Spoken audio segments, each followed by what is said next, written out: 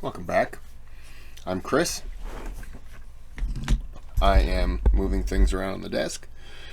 This is House of History. It's another. This is me, obviously. Prussia invades Bohemia. The Battle of Reichenberg. I'm trying to say it good, but I didn't. Hey, what are you doing? Okay. Video. Oh yeah, like and subscribe. Happy comments. I don't know. Tell me your favorite sausage flavor. Mine's banana. That makes no sense.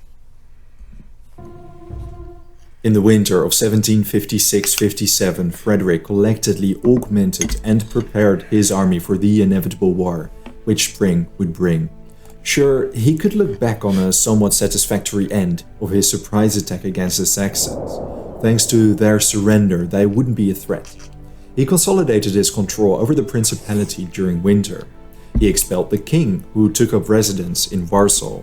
Incorporating Saxon soldiers in his army provided 10 new regiments, not to mention the food, material, and capital his new conquest provided. The great powers wouldn't be able to use the electorate as a springboard against Brandenburg's heartland. But the Battle of Lobositz did not grant him the victory he so desperately required to knock anyone out of the war. The Saxon soldiers proved a liability rather than an asset. In spring 1757, 2 regiments disbanded for sedition, and another escaped to Poland.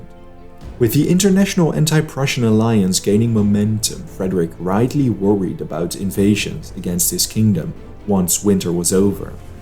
Why is it that he's always going out and starting things, and then has the nerve to wonder why people hate him? Am I the only one picking up on this? Everyone else has to see this. The Russians would invade from the east, the Swedes from the north, the French from the west, and of course Austria from the south. Moreover, the Imperial Diet declared war against Prussia that winter, leading to an extra worry. The West now was also prone to imperial invasions. Frederick quartered in Dresden throughout the winter, building up his army and preparing them for the inevitable campaign through the Bohemian hills against Prague. In Prague, the Austrian Field Marshal Braun also prepared for the year to come. He divided his army into 4 parts. In Eger, he stationed 30,000 soldiers under Charles Marie, Duke Arenberg. If the French managed to reach Bohemia by spring, these had to link up with them.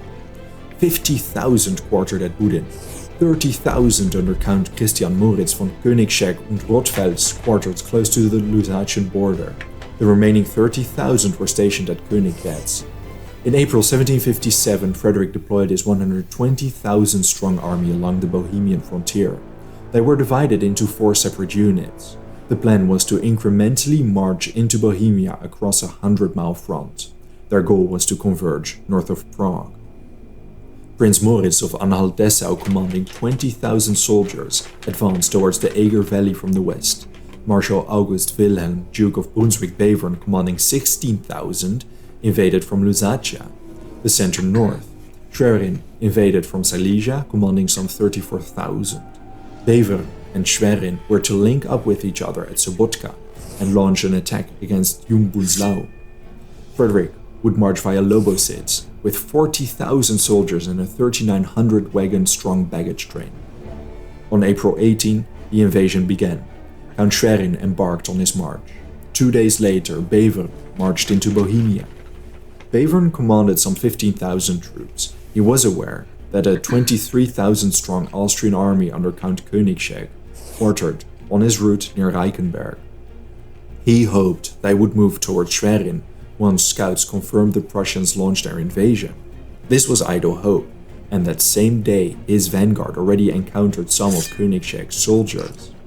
The Austrian commander immediately dispatched messengers to nearby strongholds requesting reinforcements.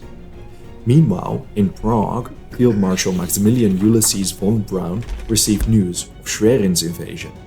The Prussian army accumulating to Bohemia's west and northeast unnerved Braun, who traveled to his force in Budin. He also ordered Duke Arenberg to move his corps from Eger to join him. On the late evening of April 20, Bevern arrived north of Reichenberg, where, as expected, Koenigsegg defended the town. They knew they had to delay the Prussians as much as possible. Some Austrian detachments were quartered to different villages. To their west at Gabel, Count Macquarie moved north to cut off Bevern's communication line. However, some of Bevern's hussars halted their advance and Macquarie was forced to return to Gabel. Meanwhile, General Franz Moritz von Lacy and a few of his soldiers rapidly approached Reichenberg as reinforcements.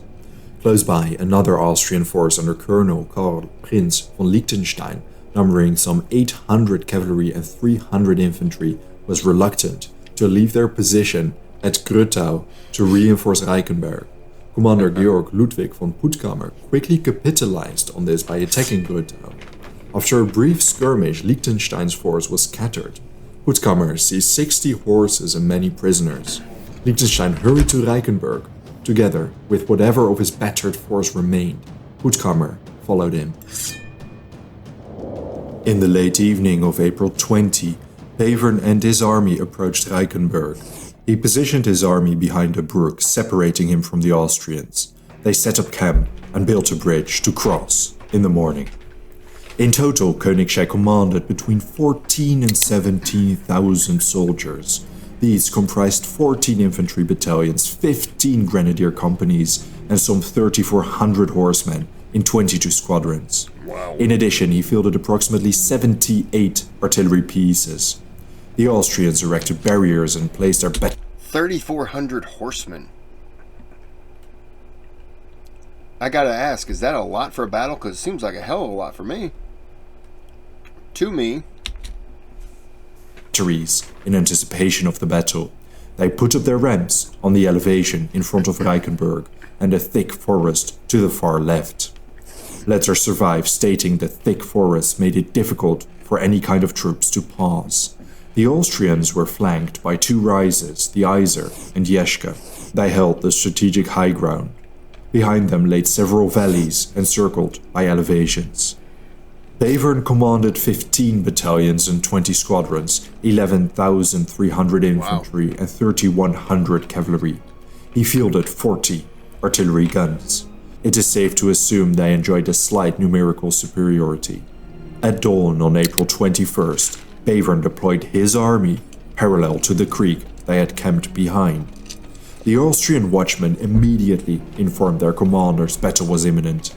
Koenigsegg too deployed his army in a long stretch from a hill in front of Reichenberg to the thick woodlands on their left. He reinforced his already strategically strong right flank, concentrating the majority of his army there. Lacy commanded his Austrian right. Liechtenstein, who arrived with his still shaken cavalry from the previous day's assault, commanded the Austrian cavalry. They took up positions in front of the Franzental. Koenigsegg held control of the Austrian center. After crossing the bridge, Bevern's men took their positions. General Hans Sigismund von Lestwitz commanded the Prussian left. The cavalry was concentrated on the right wing, commanded by Lieutenant General Friedrich Eugene von Württemberg. A few hundred hussars under Puttkamer were hidden away in the woods on the far right. Bevern took charge of the main infantry body. Bevern concentrated the main attack against the Austrian left, the least reinforced flank. Lestwitz advanced against the Austrian right to divert attention. The volleys of artillery on both sides marked the start of the battle. I'm gonna call it. He's attacking here and attacking here. Is he trying to pull people out of the center? And then this guy would charge in the center? That's what I'm guessing it looks like. Because of the uneven terrain, occasionally the Prussian artillery fired straight into their advancing infantry. Oh, they are. Not an ideal position to be in. Württemberg and his 15 cavalry squadrons launched the first assault against Liechtenstein. Both parties heavily clashed and fierce combat ensued. Meanwhile, the infantry continued their advance forward slightly to the left, but their advancement also allowed them to invade the Austrian center ranks entirely. The main body of infantry climbed the left slope of the Austrians' elevation. After exchanging musket volleys, savage close combat followed. The iron discipline of the Prussians once again proved superior, and the Austrian formations on the ramp began cracking. But whereas the infantry was already proving successful, the cavalry was in a more difficult position. They had launched 3 charges in a very short period, but none proved successful. Still, the Austrian cavalry drifted off from their infantry lines. The significant distance allowed the Austrians on the ramp to their right to fire away during the skirmish. It caused mounting casualties, with the Prussian infantry pushing back the Austrian defenders on the ramp to their left. The flank became exposed to fire from 2 sides. The Prussian cavalry retreated, unable to inflict decisive damage. But before Liechtenstein could recuperate, Bevern had already ordered the next assault. This time, 3 infantry battalions moved forward. They were tasked with climbing the Jeschke mountain on the Prussian right. They climbed through the forest only to outflank the infantry on the ramp. A brief skirmish broke out. During this skirmish, Puttkamer's hussars came into action. They launched a charge from their hidden positions, surprising the Austrian cavalry. When the surprised infantry on the ramp was routed, the Prussians gained an ideal position to fire away at the Austrian cavalry's flank. The confusion and damage the Prussian volleys caused allowed Württemberg to launch another charge with his dragoons. Again, they clashed with the Austrians, and another bloody, ferocious melee ensued. Meanwhile, Koenigsegg grasped the severity of the situation. Having had the strategic high ground, the Prussians now turned it around and were securely positioned on what had been the Austrian left. Bevern adequately used his momentum. He ordered the remainder of the infantry forward along in a straight line. It was time to take the center. They began scaling the slope. Battle ensued along the entire line as the Austrians were hard pressed and forced to give up more ground against the ever-advancing Prussians. But this didn't go on for very long, and many were pushed back towards the Franzental. Koenigsegg attempted to rally his men for a final counterattack, but the chaos was too much. Soldiers descended into... Once it turns to chaos and you're pushed backwards like that,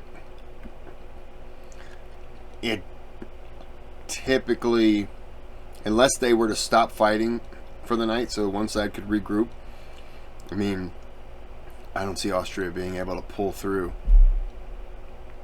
I could be wrong. I'm not a military expert, but I just don't see it. A rout as the Prussian right wing nearly enveloped the main body of soldiers in a pincer movement. The situation became too dangerous, and Koenigsegg ordered the general retreat. Official documents written right after the battle revealed that the retreat was made in good order, covered by Count Lacy, who commanded the right. Ironically, his side, the strongest side, had barely seen any combat. In total, the battle had lasted for 5 hours. The Prussians suffered some 700 casualties, whereas Koenigsegg lost 900. Many of the Prussian casualties were caused by friendly fire. Koenigsegg's retreat allowed Bevern to penetrate Bohemia and continue the march towards the rendezvous point. Upon the victory, Brunswick freed the way which allowed him to continue his march against Prague. Despite poor road conditions and hilly terrain, the advance went rather well. Meanwhile, to the north of his military camp, Frederick told his brother that the upcoming victory would prove as decisive for the fate of present-day empires as Caesar's defeat of Pompey at Pharsalus in 48 BC had been for Rome. Perhaps a bit dramatic, but definitely understandable considering the importance of the upcoming Battle of Prague. Everyone was aware of its importance, and the battle would soon arrive. Thank you very much for watching this video. Wow. Most of the Prussian deaths were friendly fire. Wow. Friendly fire sucks. That would suck to die by friendly fire. It would suck to die, period, in battle. I don't mean to lighten it at all, but I'm just saying, of all the things, that's gotta be on the unpleasant side. Okay. Well, this is Frederick the Great. This is video number 9. And I'm going to go ahead and I'm going to keep rolling through them. I got this, that cheese and caramel mix. And if you saw me doing this, for some reason it always separates and the caramel's at the bottom and the cheese is on top. So I keep shaking it up because I keep eating handfuls of cheese. It's fine, but I like mixing them together. And I think I've had 5 pieces of caramel corn. It's my dilemma. Okay, I'm going to go ahead and end this here. Have a good day. Have a good night.